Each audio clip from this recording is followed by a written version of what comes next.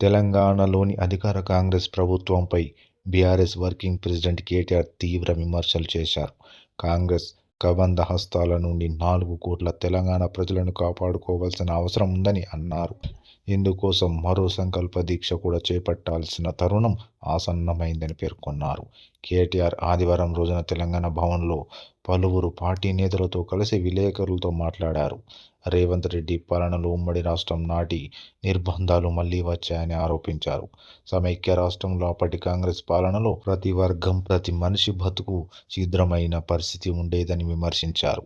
ఇప్పుడు కూడా ఆ పరిస్థితులే కనిపిస్తున్నాయని అన్నారు.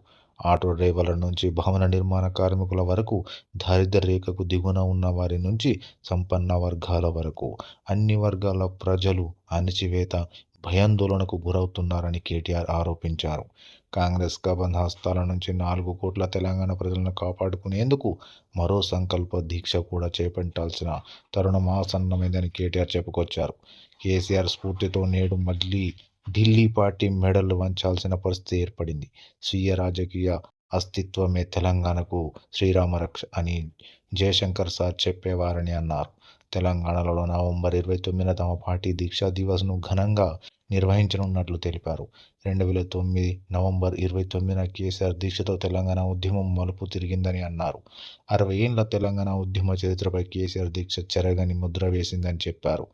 తెలంగాణలోని మొత్తం 33 జిల్లాల్లో దీక్షా దివస్ను నిర్వహిస్తామని కేటీఆర్ ప్రకటించారు. బీఆర్ఎస్ పార్టీ కార్యకర్తలు పెద్ద సంఖ్యలో పాల్గొని దీక్షా దివస్ను విజయవంతం చేయాలని విజ్ఞప్తి చేశారు. ఇందుకు సంబంధించి ఈ నెల 26న అన్ని జిల్లా కేంద్రాల్లో సన్నాహక సమావేశాలు జరుగుతాయని తెలిపారు. అన్ని జిల్లాలకు సీనియర్ నాయకులను ఇన్ఛార్జీలుగా నియమించామని చెప్పారు. కేసీఆర్ దీక్షలో నిమ్స్ హాస్పిటల్ పాత్ర కూడా ఘనమైనదని, ఆ రోజు నిమ్స్ ఉద్యమానికి కేంద్ర బిందువుగా మారిందని అన్నారు. అందుకే నవంబర్ 29న నిమ్స్ హాస్పిటల్లో అన్నదానం, రోగులకు పండ్లు పంపిణీ చేశామని చెప్పారు. డిసెంబర్ 9న మేడ్చల్లో తెలంగాణ తల్లి విగ్రహావిష్కరణతో దీక్షా దివస్ ముగుస్తామని తెలిపారు.